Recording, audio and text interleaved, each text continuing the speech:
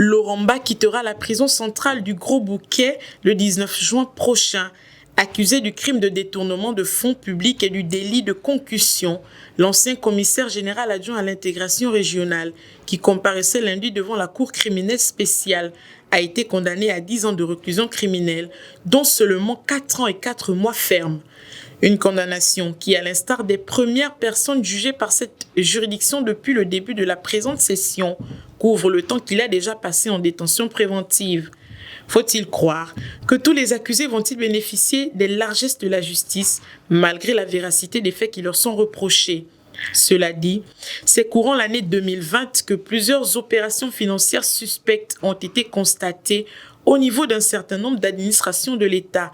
Des faits pour lesquels plusieurs cadres ont été interpellés, dont Laurent Mba, Gabonais âgé de 53 ans aujourd'hui. Selon le greffier en chef, l'enquête menée à cet effet a révélé que durant ses fonctions, ce dernier avait détourné la somme de 430 millions de francs CFA. Cette importante somme était destinée au paiement des cotisations du Gabon auprès des institutions internationales. Une situation qui s'explique par le fait que le montant en question était inscrit pour la ligne cotisation, une ligne qu'il avait déplacée de son plein gré, a-t-il dit à la barre, pour l'acquisition des équipements de bureau auprès d'un opérateur économique sénégalais nommé Aliou.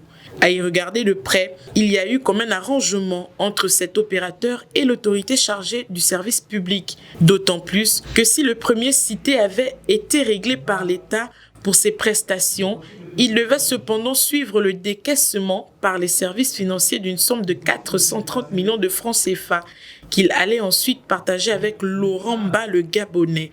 C'est du reste ce qu'a démontré le représentant du ministère public, l'avocat général, Brice Arnaud Pambo Lingombe. L'accusé ayant donc confessé que Sieur Aliou, effectivement, lui avait remis d'abord une enveloppe de 60 millions de nos francs, sauf que de ce montant, il avait utilisé 10 millions de francs CFA pour des besoins personnels et cette somme lui avait été en réalité remise en récompense du marché attribué sans appel d'offres sénégalais. Reconnu coupable de la commission des charges mises sur lui, il a tout de même bénéficié de circonstances atténuantes, d'où la faible sanction pénale prononcée en sa faveur.